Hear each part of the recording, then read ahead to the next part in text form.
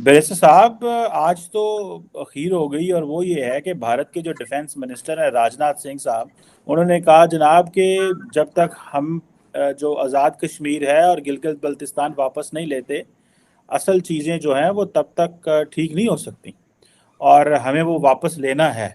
क्योंकि इंडिया के defence minister Rajnath Singh ने एक पैगाम दिया है, एक मैसेज है जिसको कहा जा रहा है कि ये पाकिस्तान के लिए एक बहुत ही स्ट्रॉन्ग मैसेज है। और उस मैसेज में, उस स्टेटमेंट में जो उन्होंने बात की है, वो बात की है पाकिस्तान के कुछ इलाकों के बारे में, जिसमें गिलगित बल्तिस्तान। उन्होंने कहा कि हम तब तक आराम से नहीं बैठेंगे जब तक गिलगित बल्तिस्तान और कश्मीर जो पाकिस्तान के पास है उसको ले ना ले। जो ये इस वक्त उन्होंने बात की है, तो ये बहुत अलार्मिंग बात है। बेरोजगारी और महंगाई अपनी बुलंदियों पर है। ऐसे में एक बार फिर एहतजाज, धरनों, जलाओ घिराव की सियासत से मुल्क को भारी नुकसान का अंदेशा भी है। हम इंटरनल लड़ाइयों में मसरूफ हैं और डिफेंस मिनिस्टर राजनाथ सिंह की ये स्टेटमेंट है ना, अब देखिए दमादम मस्त कलंदर कहाँ पर जाकर रुकेगा।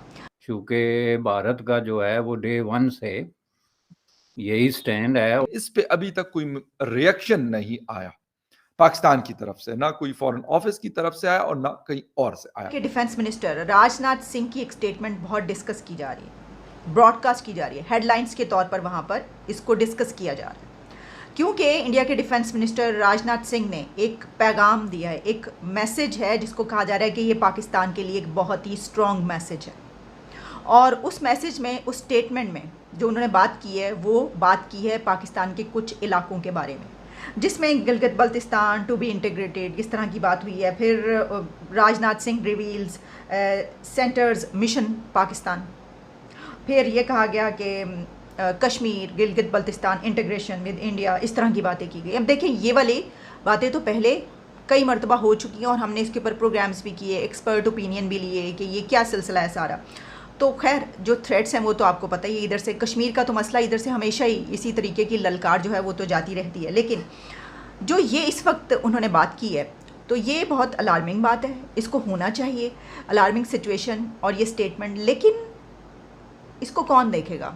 क्योंकि अगर उस तरफ मिशन पाकिस्तान है तो इस तरफ मिशन लॉन्ग मार्च है। ऐसा मिशन लॉन्ग मार्च चल रहा है यहाँ पर कि आज सुबह सुबह 11 बजे ये मिशन स्टार्ट हो चुका है। ये हैं हालात। तो हमने सोचा कि किसी न किसी की तरफ से तो कोई बयान आने ही वाला है बस। यानी हम जानते हैं कि ए पॉलिटिकल हैं हम, ये बताने के लिए DGISI को भी प्रेस कॉन्फ्रेंस करने पड़ रही हैं। तो इतने बिजी हैं सब, तो फिर हो सकता है कि शेख रशीद साहब भी देख लें और वो बयान दें। तो शेख रशीद साहब ने एक स्टेटमेंट दी, लेकिन उन्होंने वो स्टेटमेंट मिशन लॉन्ग मार्च के लिए दी है। बैरिस्टर साहब, आज तो अखीर हो गई और वो ये है कि भारत के जो डिफेंस मिनिस्टर हैं राजनाथ सिंह साहब, उन्होंने एक बड़ी जिसे कहते हैं धुआंधार किस्म की और एग्रेसिव पोस्चर अडॉप्ट किया है। उन्होंने कहा जनाब के कोई शूरिया दिवस के मौके पर उन्होंने कहा जी कि जो आर्टिकल 370 की एब्रिगेशन के ऊपर उन्होंने हिंट दिया। उन्होंने कहा जनाब कि जब तक हम जो आज़ाद कश्मीर है और गिलगित बल्तिस्तान वापस नहीं लेते, असल चीज़ें जो हैं वो तब तक ठीक नहीं हो सकती और हमें वो वापस लेना है। तो आप कैसे देखते हैं ये जो चीज़ है कि एक तरफ भारत सियाचिन पे अगले दिन, जैसे मैं और आप बात कर रहे थे, कारगिल गए हुए थे मोदी साहब, ये भी उन्होंने कहा है कि जी आज 27 अक्टूबर है, पाकिस्तान पूरी दुनिया 27 अक्टूबर की कर रहा था। उन्होंने ये इन्फेंट्री डे एक होता है डिफेंस का, शौर्य दिवस इसे बोलते हैं, उसके ऊपर उन्होंने ये बात की है। आप इसको कैसे देखते हैं? और साथ ही उन्होंने कहा है जी कि दहशतगर्दी के ऊपर इस तरह की बातें की, आप क्या समझते हैं? और इधर पाकिस्तान में अगर आप देखें तो सारे आपस में लड़ रहे हैं। DGI भी जो उन्होंने प्रेस कॉन्फ्रेंस कर दी, अभी सियासी जमातें फौज को जवाब दे रही हैं, हम इंटरनल लड़ाइयों में मसरूफ हैं और डिफेंस मिनिस्टर राजनाथ सिंह की ये स्टेटमेंट है ना, आप क्या समझते हैं, इसकी क्या कॉन्टेक्स्ट है और इसका क्या इम्पैक्ट हो सकता है पाकिस्तान को और खिते की सिक्योरिटी को? देखें जी, ये बड़ी इम्पोर्टेंट स्टेटमेंट है।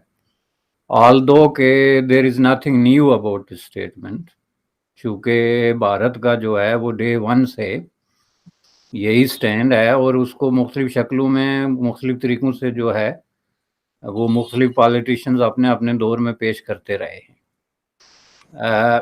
ये पाकिस्तानी साइड में बहुत ज़्यादा एग्रेसिव है, जैसे कि आपने कहा, इसलिए लगता है, या हार्ड लाइन, कि पहले जो है, चूंकि मोस्ट ऑफ द टाइम वहाँ पे कांग्रेस की हुकूमत रही है, तो कांग्रेस जो है ना, ये इसी बात को बड़ा माइल्डली एक दूसरे अल्फाज में पेश करते रहे हैं। उन्होंने कभी इस तरह की जो है वो ट्यून जो है वो इख्तियार नहीं की कि जी हम ले लेंगे, कर देंगे। वो ज़रा दूसरे तरीके से बात करते थे कि सब कॉन्टिनेंट में जो है वो अमन के लिए, या मायदा शिमला या ताशकंद या वगैरह वगैरह, जो भी एक लंबा प्रोसेस था। लेकिन जब से जो है वो ये सिलसिला बीजेपी के हाथ में है, और उनके इर्द गिर्द जो लोग उनके इर्द गिर्द जमा हैं जो इस पावर पॉलिटिक्स में, तो उन्होंने तो उनके लिए ये कोई ना हार्ड लाइन है और ना कोई नई बात है। वो रिपीटेडली ये बात करते हैं। और अगर आप इसको ज़्यादा गहराई से देखें तो जब कभी भी कोई मिनिस्टर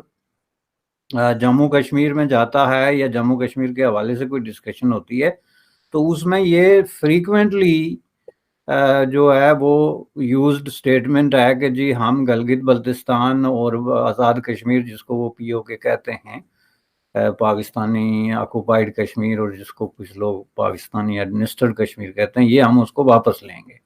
सेम टाइम पे राजनाथ सिंह साहब जो डिफेंस मिनिस्टर ऑफ इंडिया है, वो कश्मीर में मौजूद थे, श्रीनगर में एक गैदरिंग से खिताब कर रहे थे, और उन्होंने कहा कि हम तब तक आराम से नहीं बैठेंगे जब तक गिलगित बल्तिस्तान और कश्मीर जो पाकिस्तान के पास है उसको ले ना ले। आप कहेंगे कि यार फवाद चौधरी साहब के साथ इस बात का क्या ताल्लुक है, डीजीआईएसआई का और राजनाथ सिंह साहब के बयान का? तो बड़ा गहरा ताल्लुक है। वो आपको मैं बताता हूं उन्होंने जवाब में क्या कहा कि भारत के वजीर दिफा ने कहा कि पाकिस्तान से आजाद कश्मीर और गिलगित बल्तिस्तान वापस लेंगे।